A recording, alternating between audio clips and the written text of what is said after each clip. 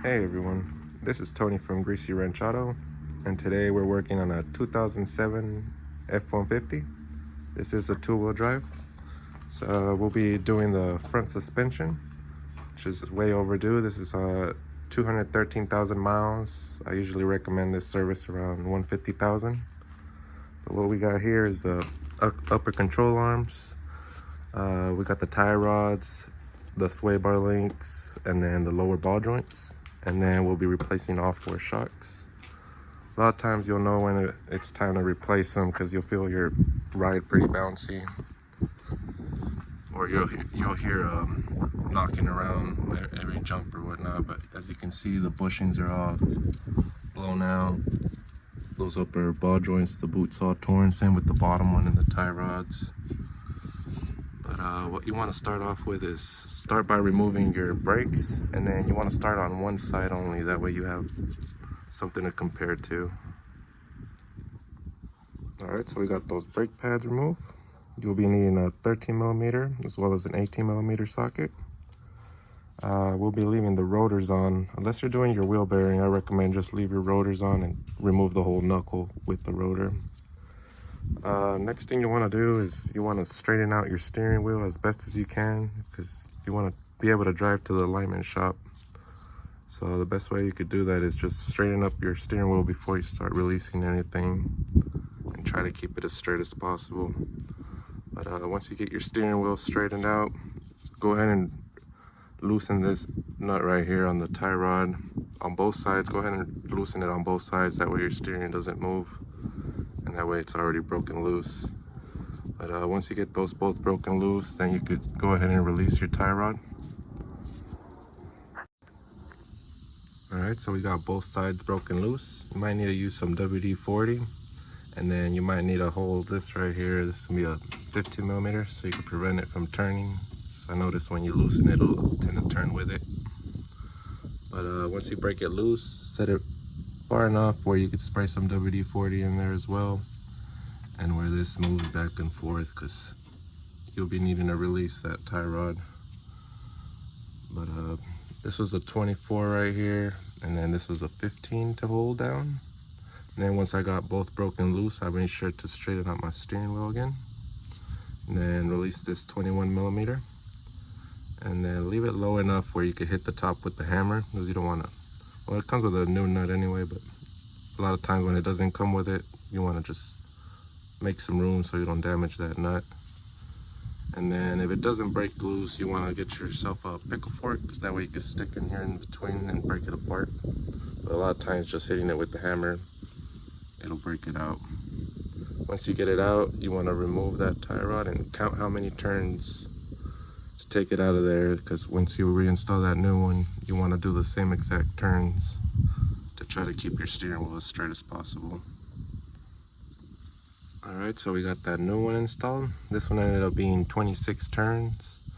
But what you want to do is just temporarily hold it in place and make sure your steering wheel still stayed straight. That way you could just go ahead and tighten this nut so it doesn't move on you or anything. But once you get that tightened down, you can go ahead and release it again and take it back out. And then you can go ahead and loosen up your upper control arm. And then same as the tie rod, leave enough room to hammer it out. If not, use a pickle fork and it'll be able to pop out. Alright, so we got that tie rod tightened up, steering wheel still straight. Came to loosen that upper control arm, and then hit it with the hammer. As you can see, it already split apart. Go ahead and leave the nut on for now, and then remove this wheel speed sensor. It's a little 8mm. And then you want to keep it on because you want to also release the bottom. I believe it's also a 21mm. And this is going to have to push down since your ball joint's up here. So that's why you want something to hold it up in the meantime. Alright, so we got that lower ball joint release. Ended up being a 24mm. And then I had to use my pickle fork this time from the back, and then just hammer it through until it breaks apart.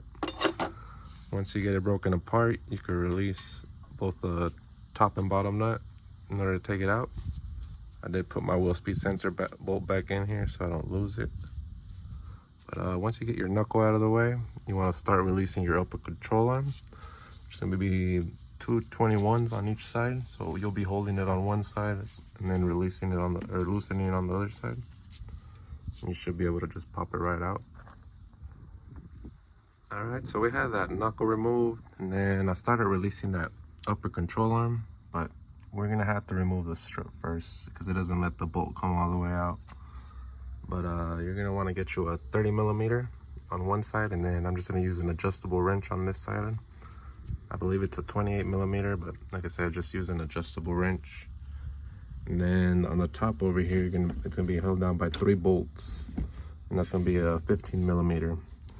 If you can, try using a ratchet wrench. That way you could just get in there. If not, you might have to get up through the hood or through the engine area so you can get that back bolt. And then it should just come out once you get all those bolts out. Might have to put that bottom control arm down to get it out. All right, so we got that strut out of the way.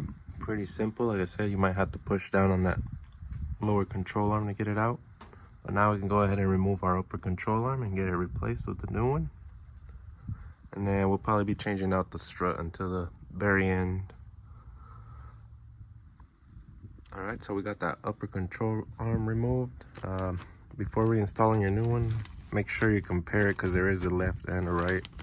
It even has it indicated on the arm, an L, so this will be your driver's side, will be the left side. And then once you get it reinstalled, those 2 top nuts that hold the control arm is going to be 111 foot-pounds each. Alright, so we got that upper control arm torqued down. You want to try putting it at the same level it was when you took it off. You could either eyeball it or use a marker and then mark the level on it before you had removed it. But like here, I just eyeballed it, honestly. And so now we're gonna go down and do our lower ball joint. You do need a few special tools to do this, starting off with some snap ring pliers. You could either use some universal ones or like this kit right here. It's an OTC Stinger kit. And especially if you do a lot of repairs, it's good to have different sizes. We'll be using the straight set right here to remove that ring, and then you're going to want to get you a ball joint press. I got this one from Harbor Freight here. And what you want to do here, we're going to have to, once you remove that ring, you want to push this down to the bottom. So you're going to want to build you something from the set here. In order to catch this ball joint, you want it big enough, or at least bigger than the ball joint, so it could just slide down when you're pushing down. And then like you see, there's an opening at the bottom so it could push it down. But I'll show you the final setup before we start pushing it out. Alright, so once you get it on, it'll look something like this. I said you want it to pass through down here at the bottom, and then you'll be pushing that through the top. And then I would spray a little bit of WD-40, that way it'll help it get out easier. And when you start tightening it down, you can feel whenever it gets too hard. If it gets too hard, don't try to force it. It's probably because it's hitting or something, not the correct size. But you should just be able to push it out. Alright, so we got that ball joint out. It's pretty simple with the right tools. I'll have everything linked down in the description. This is from Harbor Freight though, but I'll try to see if Amazon has a similar one that y'all can use. But we're gonna compare it to the new one. As you can see, it's pretty similar. This isn't directional, so they both should be the same, both driver and passenger side. To put it in, you're gonna want to use a cup that'll stop at that lip, so you can push it up. So you'll be pushing up now. And then at the top, you want to use a catcher like this cup that's bigger than the actual hole there, so it can let it pass through a bit. Sometimes it makes it easier if you apply a little bit of grease on here. So you could add that, or you could add it up in here as well. Again, I'll show you the final setup before pushing it in. That way you could see how it's set up. Alright, so this is how it was set. Like I said, it has to get that bottom lip so it could push it up. And then it's passed through over here. And then that cup, you should be able to tighten it down until it gets harder. That means you bottomed out. And then once you get to that point, you could apply the new snap ring. Nice, it comes with a fitting and a new bolt as well. We'll get that snap ring on and we'll be doing the strut next. Alright, so we got that lower ball joint reinstalled as well as the snap ring. I haven't installed the grease nipple until we get that knuckle on, that way I could point it into the right direction, that we could get access to easiest. But next thing we'll be doing is going over here to the strut. You'll be needing another special tool here. All these special tools, honestly, you could rent out at AutoZone if you don't want to purchase them. If not, like I said, Harbor Freight, or I'll try to see if Amazon has something similar y'all can use. But you want to hook it up where the bolt isn't hitting nothing at the top. Like this side, it's barely going to clear it, but just readjust it in order to compress the spring. You'll be able to tell once it's ready because you'll be able to move the shock back and forth.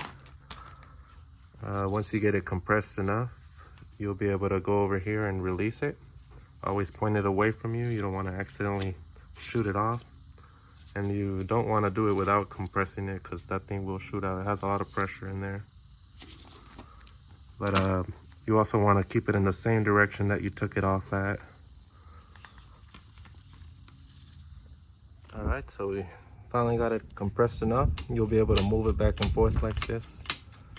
It is a little hard because the spring is actually longer than usual than other cars, but like I said, just adjust them until you get it compressed enough, until you get free play like this, and then you can start loosening that nut. Just point it away from everything, honestly. No, don't have no one standing in front of it in case it pops off. Alright, so we got that strut removed. You might need to hold down the little stud right here that's on the strut. It's a 7mm while you're taking off that 15mm nut. Then you should be able to take it out, and you'll want to transfer this little bump stop and put it on the new one.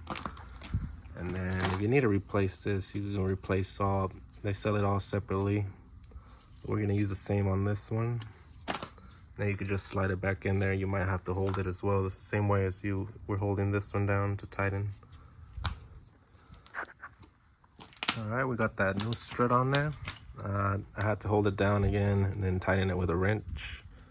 And then you can hit it like once with the impact. It's like 66 foot-pounds, but if you try to torque it, it's gonna keep spinning. So just hit it with the impact if you can once. And then you wanna try lining it up how it was, which was where the spring ends, right about there. That's gonna be the front. So you wanna place it like this. And then you can go ahead and start releasing your tool off the spring. Just make sure you tighten this before you start loosening. And then you can reinstall this strut back in there. Alright, so we got that strut reinstalled. Like I said, you want to make sure it was back the way it was. You took it off because then it's hard to line up. It's hard to turn after you release that spring. Just try to get it as close as you can. And then you got your 3 holes in the top. I believe these are like 35 foot-pounds or 55, something like that, but honestly just hand tighten them snug. And then the bottom one is 351 foot-pounds. My torque wrench doesn't reach that high, so I'm just gonna hit it with the impact. But after you get your strut back on, tightened and whatnot, you can go ahead and get your knuckle back on. Release this cap and get that nut off and release that cap, and then you can reinstall it all. Alright, so we got our knuckle reinstalled. You do have to use the jack to compress it a bit, or your spring a bit, so it could reach that upper control arm. But then once you get both nuts on there, this one's going to be torqued down to 85 foot-pounds. It'll take a cotter pin that came with the upper control arm, and then the bottom one's going to be 111 foot-pounds, also with a cotter pin on that one. And then once you get those two tightened down, you can go ahead and reinstall your tie rod as well. That one's gonna be 85 foot-pounds, also with a cotter pin. All right, so we got all that torqued down, as well as our cotter pins are in. Next thing you want to do is go ahead and install those grease nipples. This will take the straight one as well as this one, and then the one at the lower ball joint will be an angle one. Just point it where you can grease it easily. That way you don't have to take off the wheel or anything, so you can just get it from the bottom. And then once you get all those on, you can go ahead and start putting your brake pads on. We'll be doing the sway bar link till the very end. What you want to do is just release it for now, because you'll want movement on that sway bar so you can get them on perfectly on both sides. So just take it off, and we're gonna leave it like that so we could go on to the other side. All right, so we got all those grease fittings on. The one at the bottom lower ball joint, honestly, it is better without the knuckle, because then it's kind of hard. It's like it stretches out that hole, so the fitting's actually a little bit bigger than the one on the ball joint. So you gotta make sure it goes in straight and doesn't go in crooked. But we went ahead and released that sway bar link. As you can see, you're gonna have to release the other side in order to get it out, because it won't let you go up. But we'll leave this side like this. Make sure you straighten out your steering wheel first. I did have to turn it to get that fitting on here. But before you start releasing the other side, get the steering wheel straight. And then go ahead and put your wheel speed sensor back in before you forget about that as well. But this side looks like it's finished up, other than the sway bar link. All right, so we got the steering wheel straightened out again. Coming down to this side now. Remember, we're gonna start off by removing your brakes. Then you can remove that tie rod, loosen it, and then hammer it so you can release it. If not, use a pickle fork. And then count your turns on the tie rod so you can reinstall it. Go ahead and reinstall your new one and tighten it down. All right, so we got that new tie rod reinstalled, tightened up. Also had our brakes removed already. Next thing you want to do is go ahead and remove the knuckle. Remember, upper and lower ball joint. And then we'll be removing the strut first, so we can remove that arm. So once you remove your knuckle, remove the strut. All right, so we got that strut removed. Now you want to go ahead and replace that upper control arm. Just be sure to mark it around what level it was again, so you could, when you tighten it, it's at the same level. And then you can go ahead and replace that lower ball joint, as well as go ahead and replace that strut.